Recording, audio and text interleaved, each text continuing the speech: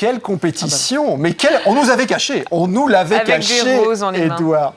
C'est un stand de voyance derrière toi, Édouard? Ah non, ce sont des fleurs. Qu'est-ce qui se passe?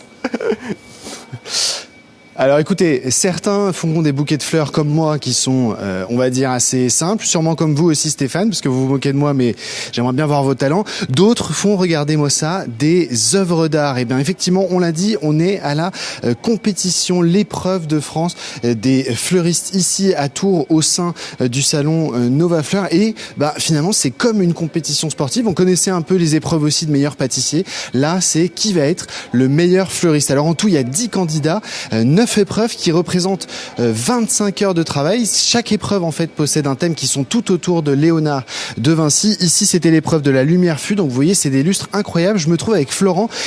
Florent, quel travail, comment est-ce qu'on peut réaliser tout simplement des œuvres aussi belles avec des fleurs? Ça paraît totalement hallucinant.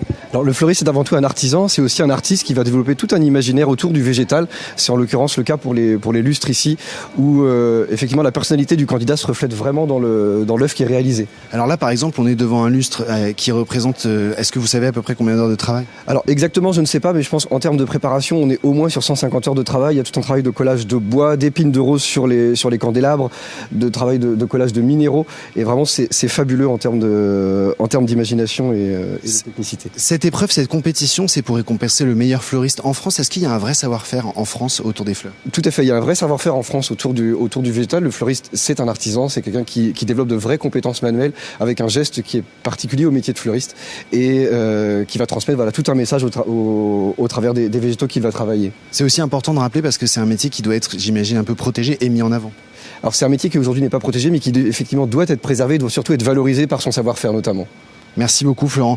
Vous l'avez vu, donc toutes ces œuvres là qui sont exposées, ça va durer encore aujourd'hui puisque 4 épreuves sont prévues qui durent en moyenne 2-3 heures. Moi je vais commencer à m'y mettre parce que là je suis encore très très loin d'avoir le niveau. Du sérieux, ça rigole pas. Il va falloir un peu d'entraînement. Ouais. Réveil coloré, c'est magnifique. Merci beaucoup Édouard pour ces très bonnes ondes ce matin avec Sonia Reynaud à Tours.